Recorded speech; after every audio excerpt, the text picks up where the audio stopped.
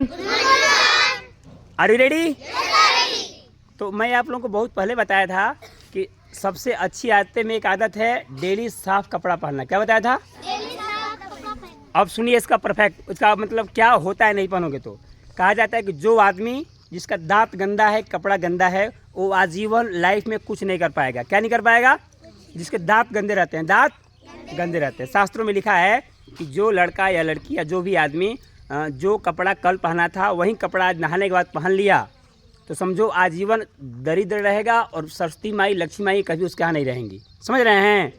मैंने बताया था ना, ऐसे शास्त्रों में लिखा हुआ है कि नहाने के बाद कपड़ा भले साफ़ हो, गंजी भले साफ़ हो, लेकिन उसको नहीं पहनना है, उसको साफ कर कर ही पहनना है। समझ रहे हैं?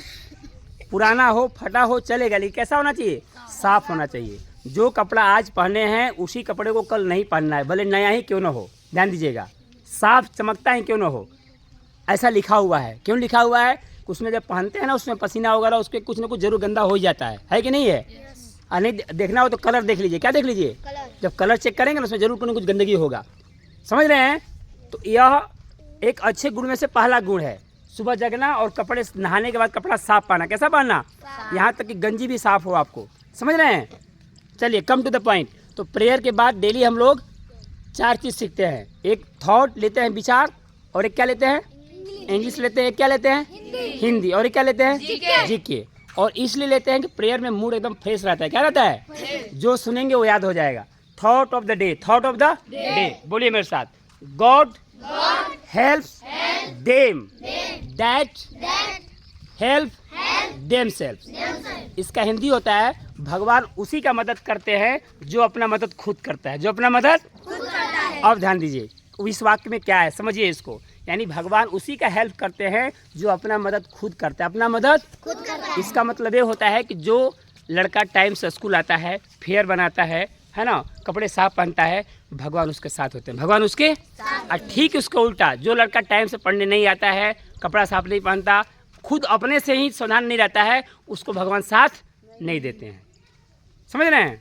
भगवान को साथ देकर किस्मत क्या बोलता है? किस्मत उसी का साथ देता है जो मेहनती है। क्या है? जो मेहनती है, जो परिश्रमी है, उसी का किस्मत भाग्यशाली होता है। वो लोग मतलब ऐसे बोलते हैं कि बोलिए उसका किस्मत साथ दिया। किस्मत कुछ नहीं होता, किस्मत होता है मेहनत। क्या होता है? जो भाग्य बनता ही है मेहनत से। कैसे बनता है? हाँ अंकिता, समझ रही हो ना? जो लड़की मेहनत करेगी और ध्यान से पढ़ेगी उसका भाग्य अपने आप किस्मत बन जाएगा, किस्मत अच्छा हो जाता है। तो आज का थॉट यही है कि भगवान उसी का मदद करते हैं जो अपना मदद खुद करता है। विवेक आप सुन नहीं रहे हैं, खाली अप डाउन कर रहे हैं। समझ रहे हैं ना? भगवान किसकी मदद करते हैं? जो अपना मदद खुद कर। स्वयं करने का मतलब क्या? अपना काम समय से करता है, अपना काम समय से करता है, ईमानदारी से करता है, बहाना नहीं बनाता है। क्योंकि बहाना और सफलता दोनों साथ साथ नहीं चलती। या तो बहाना बना लीजिए या तो सफलता पा लीजिए, है ना? चलिए, और आज का हिंदी रहेगा बाबू, ध्यान दीजिए। आज का हिंदी रहेगा, जो व्यक्ति विदेश में रहता है उसको क्या बोलते हैं? नहीं, विदेशी नहीं बोलते। विदेशी मतलब विदेश का ही हो जाएगा। वो भारत का है लेकिन दूसरे देश में जाकर रह रहा है, या तो काम कर रहा है या किसी कारणवश वहीं जाकर रह गया है और फिर वहाँ रहता है, फिर यहाँ रहता है, जाता रहता है। उसको क्या बोलते हैं? अप्रवासी। क्या बोलते हैं? अप्रवासी। क्या बोलते हैं? प्रवासी में लगा दीजिए अप्रवासी। उसको अंग्रेजी में बोलते हैं NRI। क्या बोलते हैं? NRI। मेरे कई दोस्त NRI हैं जो अमेरिका में रहते हैं, वहाँ भी घर बना लिए हैं और यहाँ भी आते जाते रहते हैं। समझ रहे हैं? समझ में आ रहा है कि नहीं आ रहा है? जो विदेश में रहता है, अनेक शब्दों के लिए एक शब्द, उसे क्या बोलेंगे? अप्रवासी। क्या बोलेंगे? हिंदी में अप्रवासी, अंग्रेजी में NRI। NRI का फुल फॉर्म होता है नॉन रेसिडेंटल इंडियन, यानी वैसा भारतीय जो भारत का तो है लेकिन भारत में रहता नहीं है, विदेश में रहता है। तो अंग्रेजी में बोलेंगे उसको NRI। क्या बोलेंगे? NRI। और हिंदी में बोलेंगे अप्रवासी। क्या बोलेंगे? बादल याद हो रहा है? आपके पापा क्या हैं? अप्रवासी हैं। क्या हैं? दुबई में है ना, तो अप्रवासी भारतीय हैं, है ना? चलिए, आज का इंग्लिश रहेगा ओमनी प्रेजेंट। क्या रहेगा? ओमनी प्रेजेंट का मतलब क्या होता है? तो ओमनी ऐसा शब्द है, ओमनी मतलब होता है सर्व। क्या होता है? अब प्रेजेंट मतलब जो सब जगह हो, जो सर्वव्यापी हो, बोलेंगे ओमनी प्रेजेंट। आयुष बाबू क्या बोलेंगे? बोलो ओमनी प्रेजेंट। जो सर्वव्यापी हो, जो हर जगह हो, ओमनी प्रेजेंट। उसी प्रकार से ओमनीसिएंट, जो सर्वज्ञ हो, मैंने सब जानता हो, ओमनीसिएंट। बोलो ओमनीसिएंट। और उसी प्रकार से ओमनीपोटेंट, जो सर्वशक्तिशाली हो। ये तीनों शब्द यूज होते हैं भगवान के लिए। किसके लिए? क्योंकि सभी जगह सब कोई नहीं रह पाएगा, भगवान रह जाते हैं हर जगह, है ना। जब खोजो जहाँ खोजो तुमको मिल जाएंगे। तो इसलिए बोला जाता है सर्वव्यापी। क्या कहता है? सर्वज्ञ इसलिए बोला जाता है कि एक भगवान ही है जो सब कुछ जानते हैं। वो केमिस्ट्री भी जानते हैं, मैथ भी जानते हैं, इंग्लिश भी जानते हैं, सारा वेद भी जानते हैं, उन्हीं से प्रकट भी हुआ है। सर्वज्ञ क्या है? जो सब जानता है बोलते हैं सर्वज्ञ। क्या बोलते हैं? उसको अंग्रेजी में बोलेंगे ओमनीसिएंट। क्या बोलेंगे? ओमनीपोटेंट, सर्वशक्तिमान। सर्व देखो तीनों शब्दों में ओमनी है। क्या है माधव? ओमनी। क्या है? ओमनी।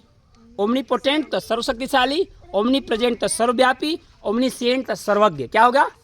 क्लियर हो रहा है? अब बात रहा क्या बचा? जीके। आज का हिंदी रहेगा, भारत में पंचवर्षीय योजना कब चालू हुई? कब से चालू हुआ है? भारत सरकार एक टारगेट बनाता है 5 साल का कि इस 5 साल में क्या करना है ना। कृषि पे काम करना है। या आपको याद है कब हुआ? क्या बात, ताली बजाओ इसके लिए। नहीं बोलते, हमारे यहाँ एक से एक धुरंधर पड़े हुए हैं ना, एक से एक धुरंधर पड़े हुए हैं, है ना। 1951 भारत में पंचवर्षीय योजना कब चालू हुई? 1951 में। ये पंचवर्षीय योजना क्या है कि भारत सरकार ना 5 साल के टारगेट फिक्स करती है कि इस 5 साल में किस पर विशेष ध्यान देना है, किस चीज़ में विकास करना है, उसी को बोलते हैं पंचवर्षीय योजना। क्या बोलते हैं? पंचवर्षीय योजना। क्लियर हो गया? रिपीट करूँ? ओके, ध्यान सुनिए। आज का थॉट है thought of the day. God helps them that help themselves. भगवान उसकी मदद करता है जो अपना मदद खुद करता है। यानी किस्मत भाग्य उसी का बनता है जो मेहनत करता है। क्या करता है महंग बाबू? मेहनत करता है। जो घर का याद माँ का याद नहीं करता है ना, पढ़ाई पर ध्यान देता है, किस्मत उसी का बनेगा, भगवान उसी की मदद करेगा। दूसरा बताया गया हिंदी में कि जो व्यक्ति विदेश में रहता है उसको क्या कहते हैं? अप्रवासी। क्या कहते हैं? अप्रवासी। अंग्रेजी में क्या कहते हैं उसको? NRI। और आज इंग्लिश रहा ओमनी प्रेजेंट, ओमनीसिएंट, ओमनीपोटेंट। का मतलब क्या होता है? ओमनी मतलब, ओमनी प्रेजेंट मतलब सर्वव्यापी जो हर जगह है, ओमनीसिएंट मतलब जो सब कुछ जानता है, सर्वज्ञ, और ओमनीपोटेंट मतलब जो सर्वशक्तिशाली है, उससे बलशाली कोई नहीं। और आज का जिक्र रहा भारत में पंचवर्षीय योजना कब से चालू हुई? 1951। ओके, बहुत बहुत धन्यवाद। Thanks a lot.